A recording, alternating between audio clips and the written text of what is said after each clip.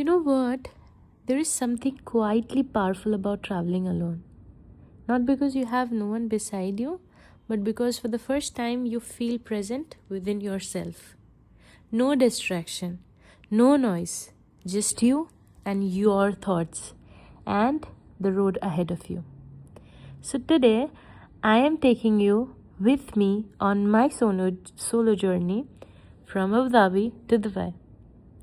A journey that begins with public transport but becomes something much deeper, something emotional, something personal. I'll show you every step how to travel, what to do, where to go, and what it truly feels like to move through a city completely on your own. So, let's take a deep breath and let's begin. So, the morning feels different when you are about to travel alone. There is excitement, yes, but also a quiet nervousness. You check your bag twice, you check your phone battery, you check the direction again just to be sure. Because when you travel solo, preparation becomes your comfort.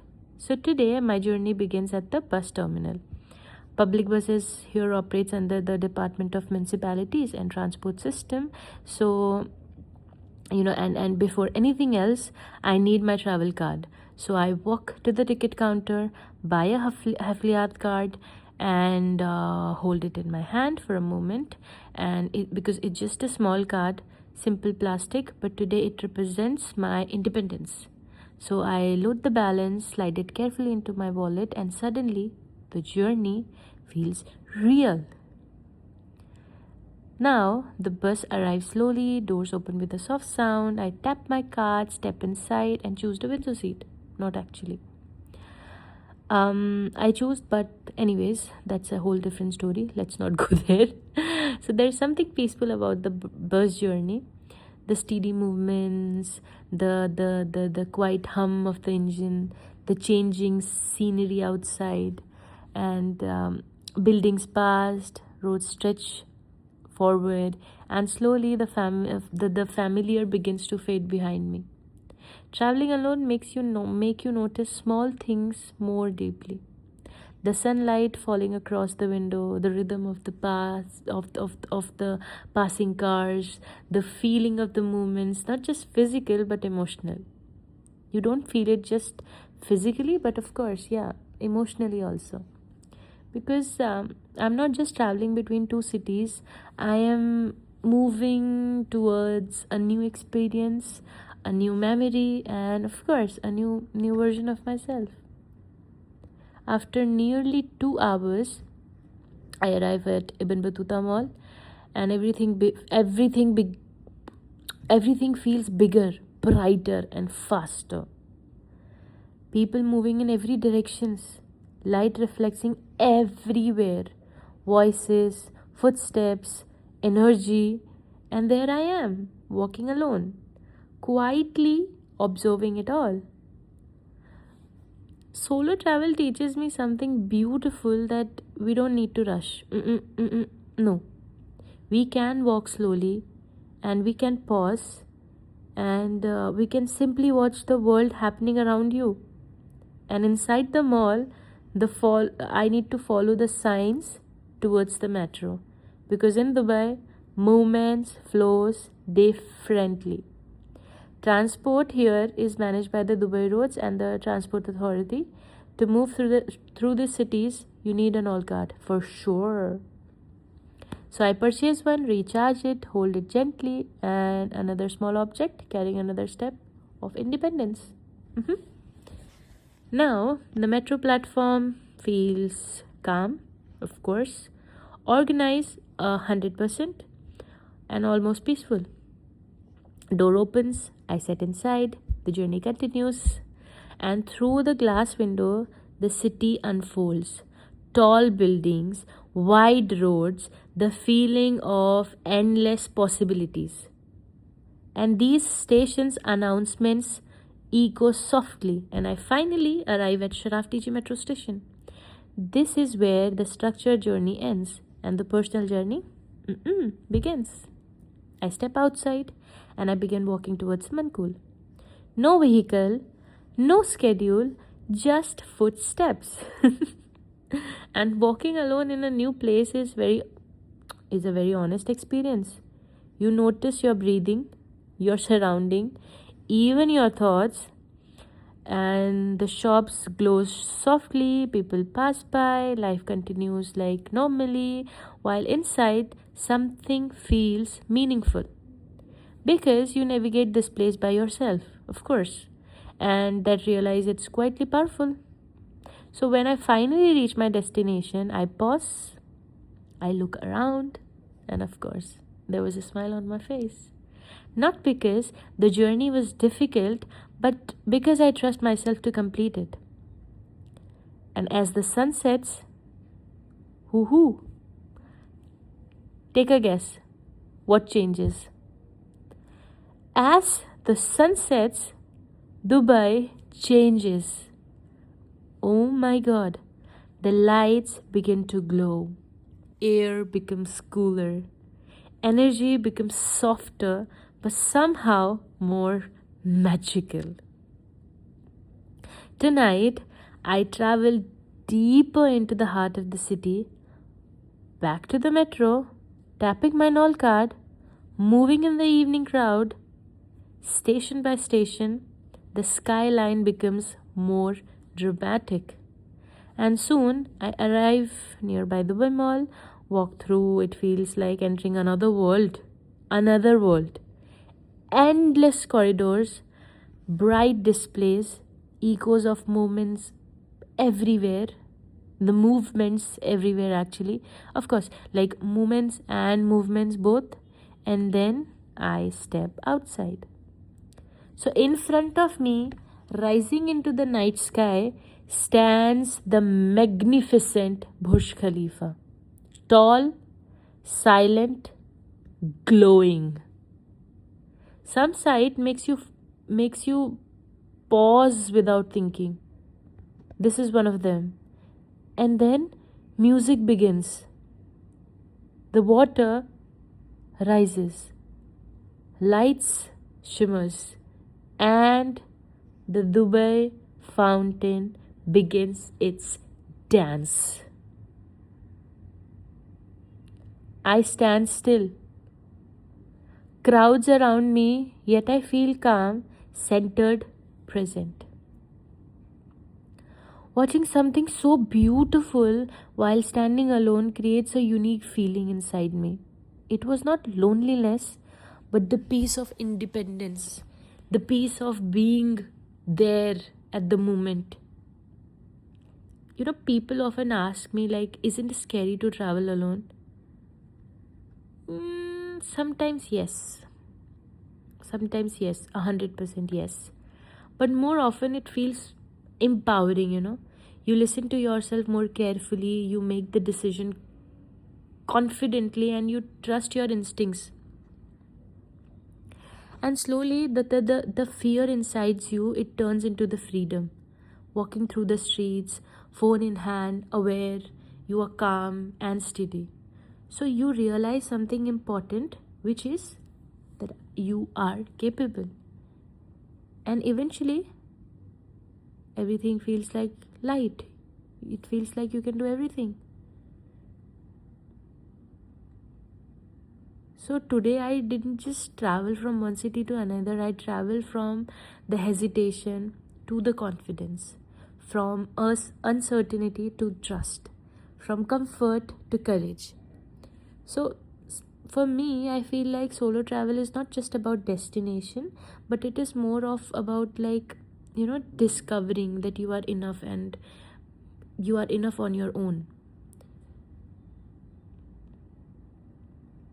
And then in front of you, this beautiful view, the culture that you have never been into. You learn a lot of different things, and you understand your true nature and the passion that you have inside. See, I feel like there are cities that grow, simply or slowly over time, and then there are cities that are imagined before they are built. And this is what I feel is one of those rare places, but very extraordinary cities begins with an extraordinary dreamer. And the story of Dubai is deeply connected to the version of one remarkable leader.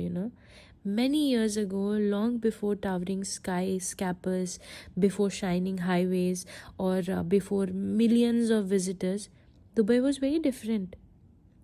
It was quiet, it was very simple, humble, mostly desert, small settlements, modest trade, and a creek that carried the rhythm of daily life. There were no promises of greatness, no guarantee. There was no guarantee of prosperity, no clear path of becoming a global city. But there was one man who could see something others couldn't.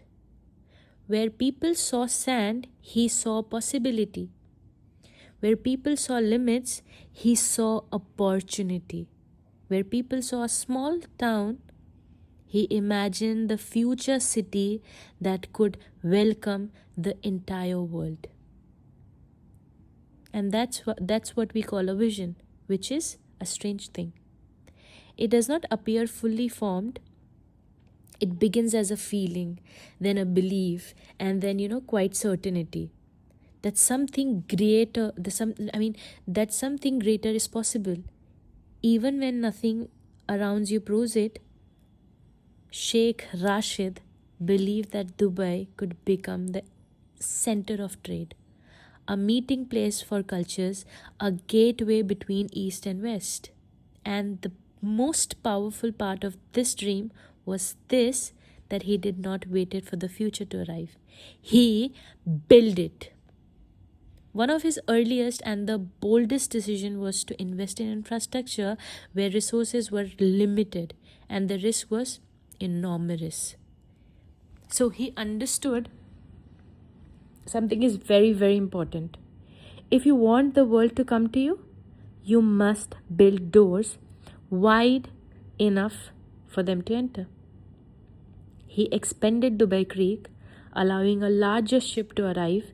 He built the ports, roads, and the airports, where many wondered why such massive projects were needed for a small place. People questioned him. Some thought the plans were too ambitious, some believed the dreams were too big, but visionaries are often misunderstood because they're not building for today, they are building for tomorrow. There is a famous belief often connected to this leadership, to of course to his leadership. What he used to say: my grandfather rode a camel, my father rode a camel, I drive a car, my son will drive a car, but my grandson, he will ride the camel again. And if we do not prepare for the future, so it was a reminder that prosperity is not permanent unless you build something sustainable, something forward looking, something bigger than the present moment. And so he built with courage, not just structures but direction, not just roads but purpose. And over time, the impossible slowly became visible. The trade increased, people arrived, business grew, opportunity multiplied, the desert city began to transform. Lights appeared where darkness once settled, movement replaced stillness, dreams that once seemed distant began to feel reachable. And then something beautiful happened. That is Dubai. Dubai did not just grow for one group of people or one culture or one language. It grew for everyone. People from across the world arrived carrying hope, ambition, and stories. Abu Dhabi welcomed them. Leadership is not just about building structures, it's about building beliefs. So Sheikh Rashid, he created a foundation, but more importantly, he created confidence. Confidence that the future could be shaped, confidence that the growth was possible, confidence that the dream were worth investing in. And when the strong foundation are laid, others can build even higher. This is where another leader continues the journey. which is Sheikh Mohammed bin Rashid Al Maktoum. If Sheikh Rashid imagined the future, Sheikh Mohammed accelerated it. He expanded the vision, turned ambition into action, and carried the dream forward into a global era. Under his leadership, Dubai didn't just grow, it reaches forward, outward, and without expectation, beyond expectation actually. Innovation become identity, boldness become culture, possibility becomes normal. And today, when people look at Dubai skyline, they see architecture. But everyone, behind every tower, every road, every light, there is a legacy of vision passed from one leader to the another. And this story is not just about building, it's about belief that refuses to be limited by the surroundings. Imagine standing in a vast desert with no guarantee of success, no guarantee of recognition, and no promise of results. And then still choosing to dream, still choosing to build, and still choosing to believe. That is courage of a rare kind. Today, millions of people walk through Dubai's streets, visit its landmark, build career, create memories, starts new chapter of the life. Many arrives with nothing but hope, and just at the city itself, one had nothing but possibility. And in many ways, their journey reflects the same spirit that built Dubai. To leave what is familiar, to believe in something unseen, to work patiently towards something greater. And the story of Dubai is just not written in the steel and the glasses. It's written in the vision, resilience, and the determination. It is the story of a leadership that refused to think small, and of a dream that refuses to remain a dream. From quiet desert land to a global icon, from uncertainty to inspiration, from imagination to reality. And perhaps the most emotional truth of all is this: Dubai was not just built in the silent movement or by a single project, but it was built by the belief that never ever give up, even when the future was invisible. A belief that progress is possible, that courage changes history, and that one person's vision can transform the life of millions. So when you stand in Dubai today, look at the lights, the skyline, the movement, and the energy. Remember that you are not just seeing a city, you are witnessing a dream that someone once carried quietly in their heart long before the world ever saw it. And that is the true story of how vision built a city in the desert. Thank you so much for staying here till this video.